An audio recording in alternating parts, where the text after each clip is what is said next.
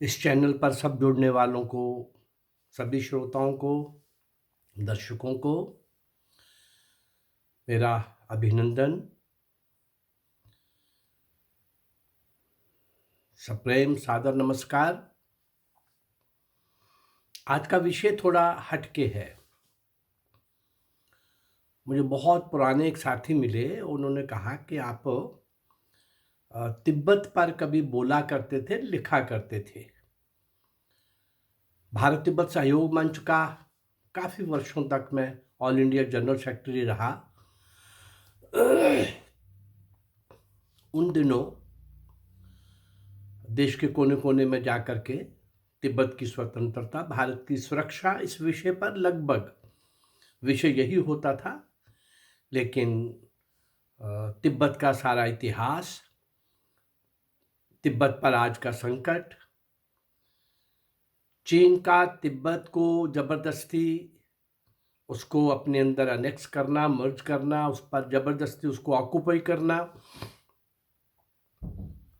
और जिस तरह से आज भी कई प्रकार के जुल्म हो रहे हैं, वहाँ की डेमोग्राफी को चेंज करना, वहाँ की संस्कृति सभ्यता को मिटाना, और वो तिब्बत जो कभी भी चाइना के अंडर नहीं रहा। हाँ, आपस में लड़ाइयाँ होती रहीं। कभी कोई तिब्बत का एक छोटा सा हिस्सा कहीं चाइना ने ऑक्युपाई कर लिया हो थोड़ी देर के लिए। तिब्बत के बहादुर उन सैनिकों का, बहादुर लोगों का मंगोलिया के साथ, मंगोल के साथ और चाइनीज के साथ युद्ध अक्सर होता रहा, परंतु तिब्बत को कोई जीत पाया हो, जीत सका हो पूरी तरह से, ऐसा कभी नहीं हुआ। कभी थोड़ा बहुत वो 10 कदम आगे बढ़ते थे तो यहाँ से अटैक होता था और वो वापस चले जाते थे। चाइना जरूर किसी न किसी एक हिस्से में थोड़ी देर के लिए काबिज हो जाता था। चाइना की विस्तारवादी साम्राज्यवादी नीति, आज का चाइना आधे से ज्यादा अनेक्स्ड है।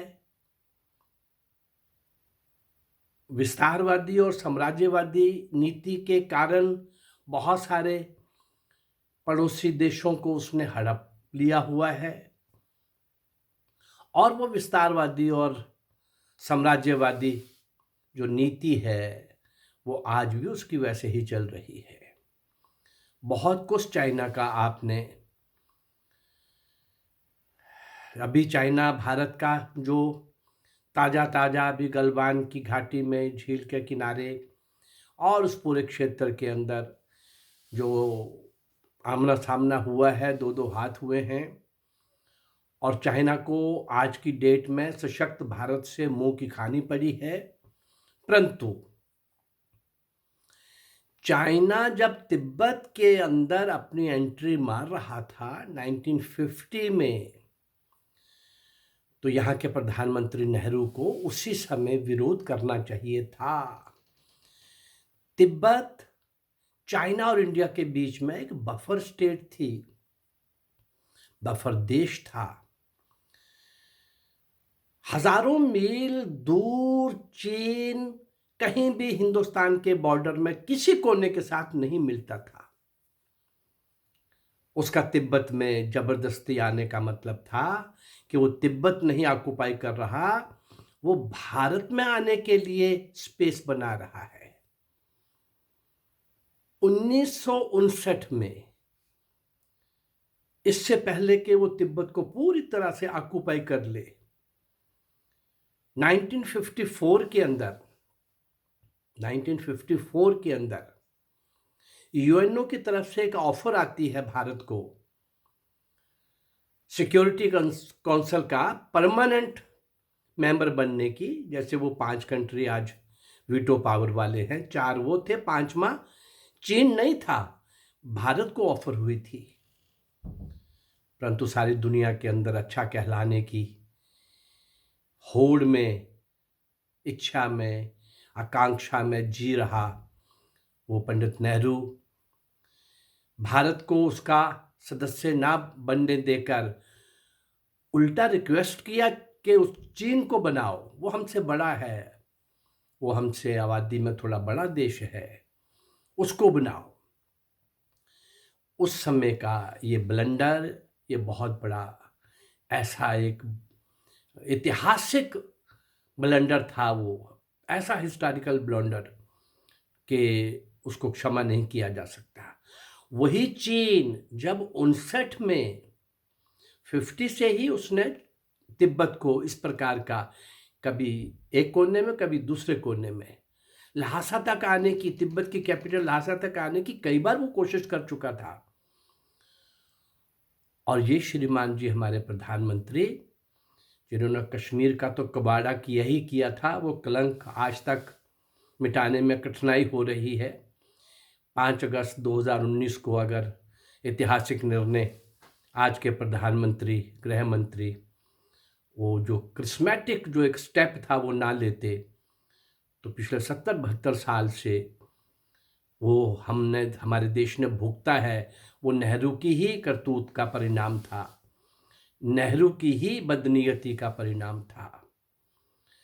सारा देश, सारे देश की सारी रियासतें एक करने में, एक देश बनाने में पटेल को कोई बड़ी कठिनाई नहीं आई। 1-2 जगह अगर आई तो उनको अपने हाथ दिखा दिए और वो हिल नहीं सके।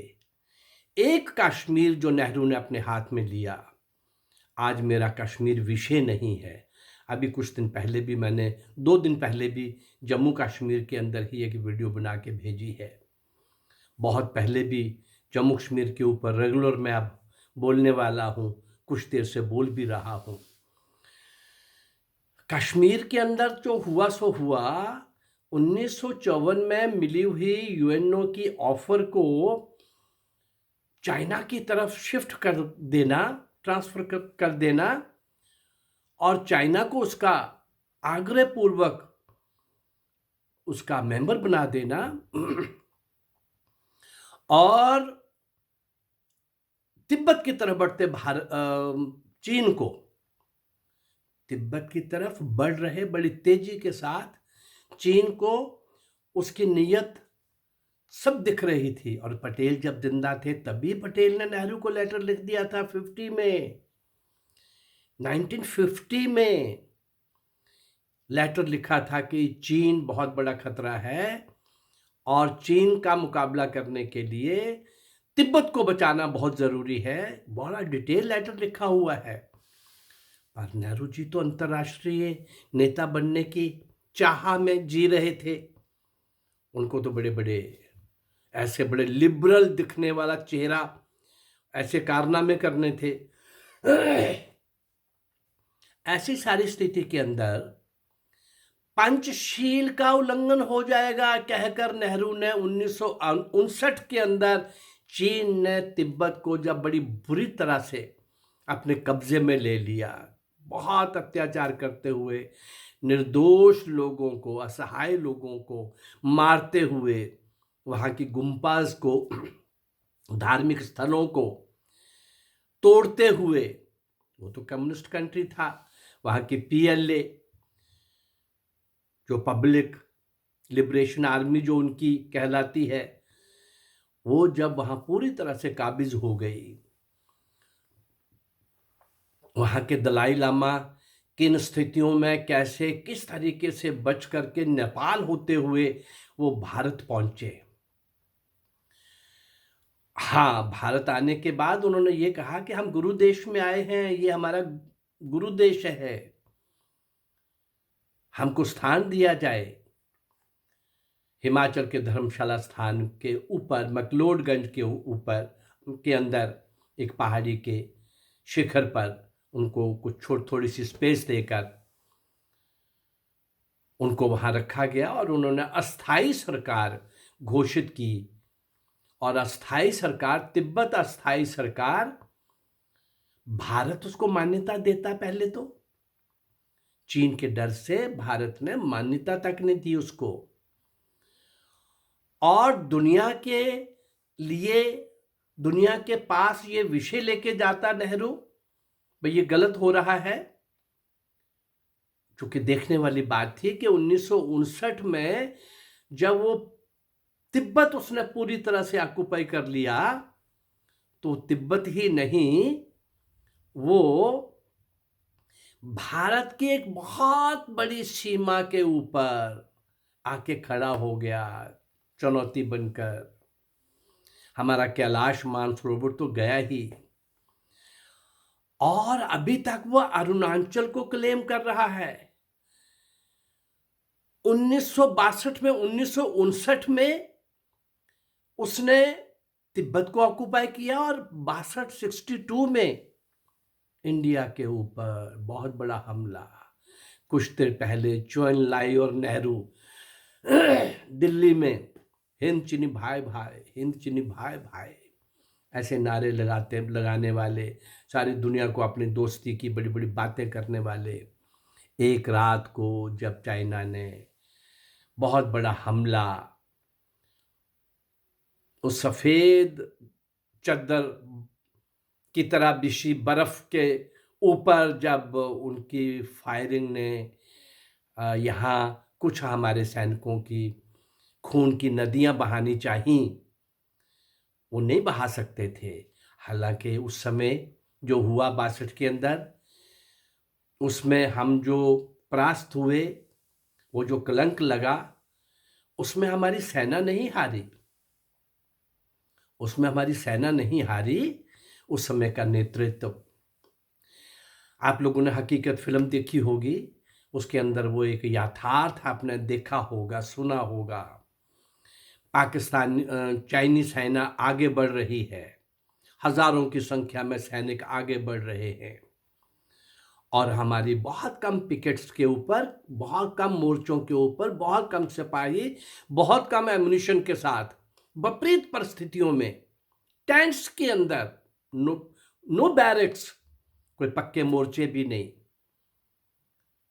अंडरग्राउंड कुछ नहीं, उन सारी विपरीत परिस्थितियों में भी यद्यपि मेजर शैतान सिंह और एक मिस्टर थापा थे, हवालदार, उन दोनों को बाद में परमवीर चक्र भी मिला।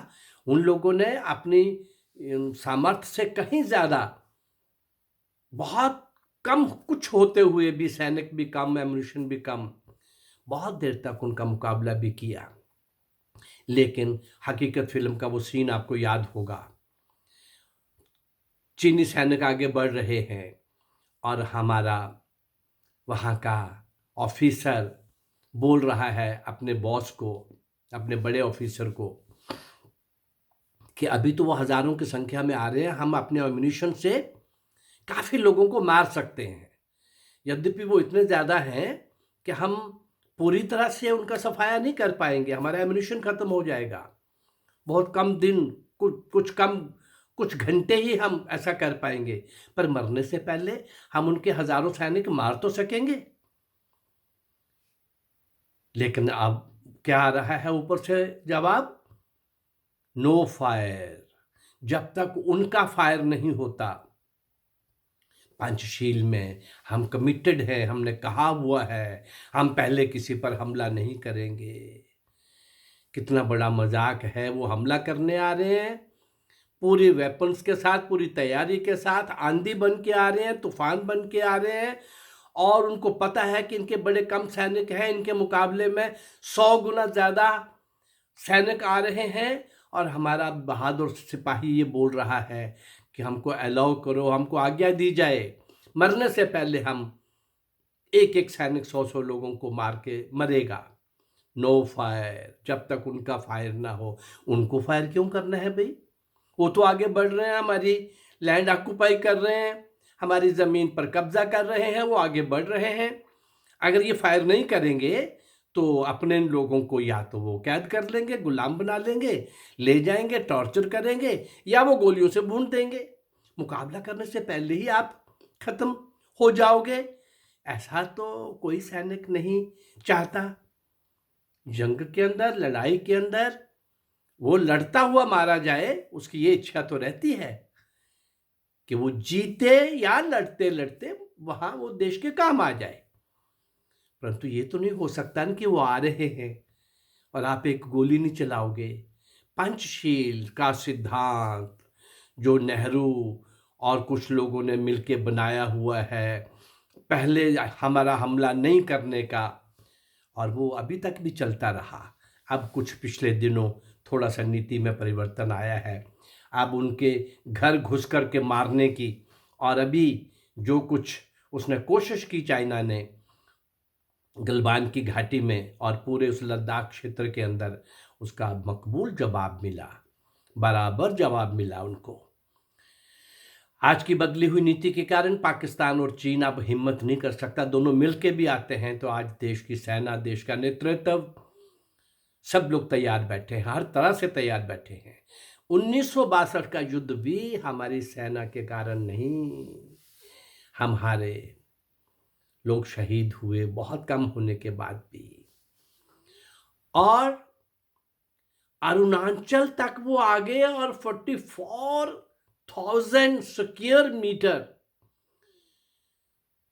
सॉरी माइल्स, 44,000 स्क्वायर माइल्स क्षेत्र उस सारे युद्ध के अंदर तिब्बत के साथ साथ भारत का, साइचिन का और लद्दाख का, अरुणाचल तक का वो एरिया काफ़ी हद तक उन्होंने ऑक्यूपाई किया।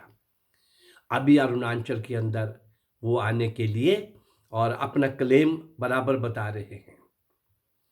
ऐसी सारी स्थिति के अंदर अब देखना ये है कि इतना सारा इलाका लेने वाला चीन अब यद्यपि ऐसा नहीं कर सका, लेकिन तिब्बत की स्वतंत्रता के लिए भारत क्या अभी भी सारी दुनिया के सामने इस विषय को रखेगा कि नहीं?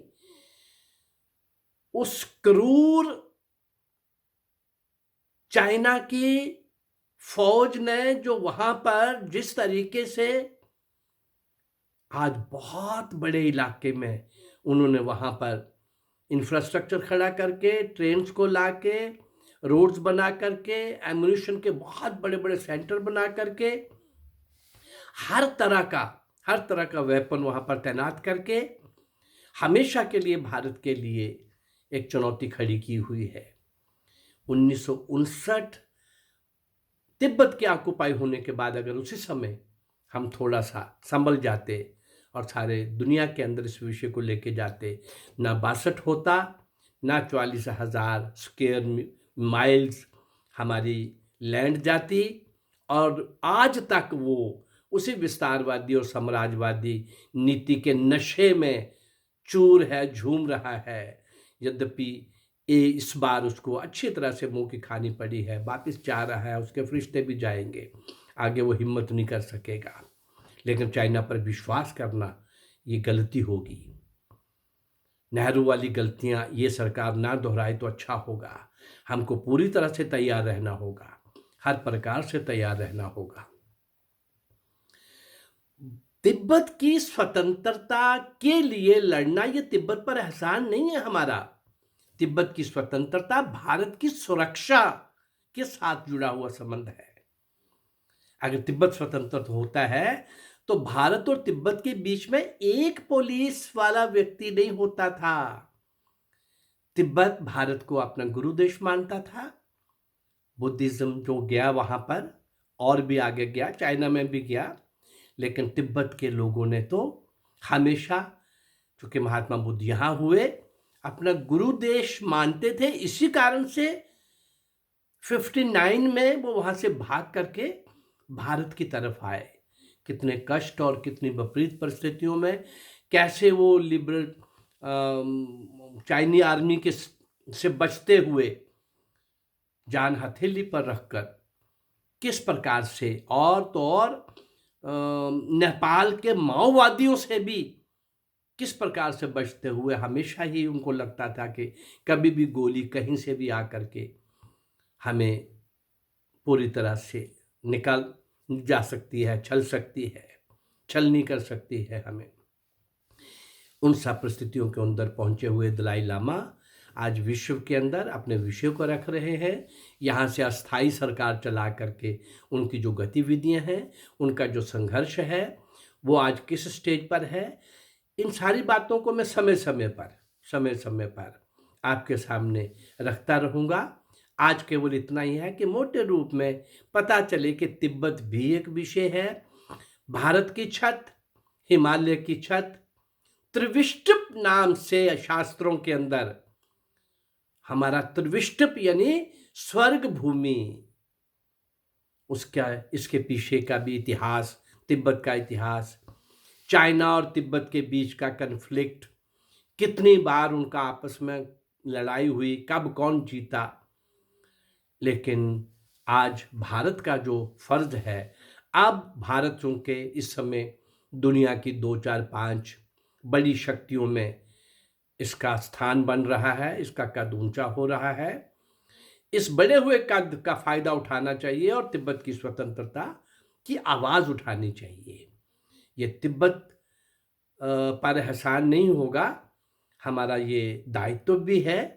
हमारा पड़ोसी अगर कुचला जा रहा है, रोंदा जा रहा है और उस पर अत्याचार हो रहा है, वो नमूना देख लिया, उसका हमें भी फिर भुगतना पड़ा। हम पहले ही अगर उनको बचा लेते, सारी दुनिया के अंदर उस विषय को ले जा करके उसको इशू बना लेते, पर जो पाप उस समय हो गया वो हो गया। अब हम कम से कम इस बात को ध्यान में रखें कि तिब्बत की स्वतंत्रता भारत की सुरक्षा के लिए आवश्यक है। इस कारण से सारी दुनिया में इस तिब्बत के विषय को फिर से उठाया जाए, लिया जाए, सारी दुनिया का ओपिनियन इसके पक्ष में क्रिएट किया जाए और चाइना को वहां से निकालने का हर संभव प्रयास किया जाए। आज इस तिब्बत के विषय के ऊपर इतना ही।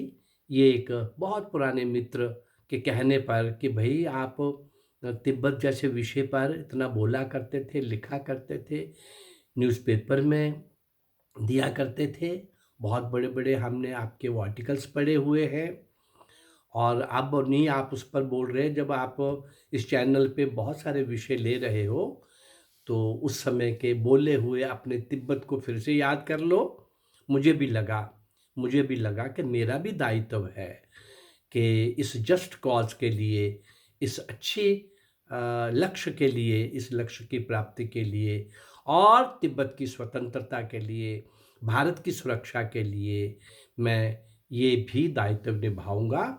जम्मू कश्मीर को रेगुलर रूप में आपके सामने लाते हुए तिब्बत को बीच बीच में इसकी मैं 10-15 वीडियोस आप तक पहुंचाऊंगा।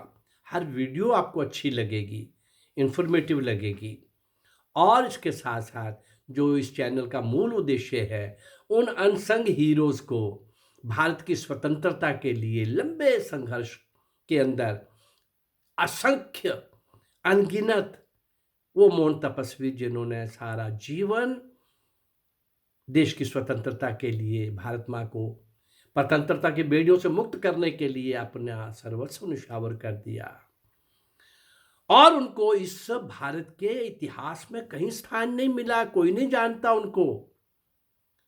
ऐसे उन अनसंग हीरोज को, नायक और नायिकाओं को बहुत बड़ी संख्या में मैं आपके सामने ला रहा हूं।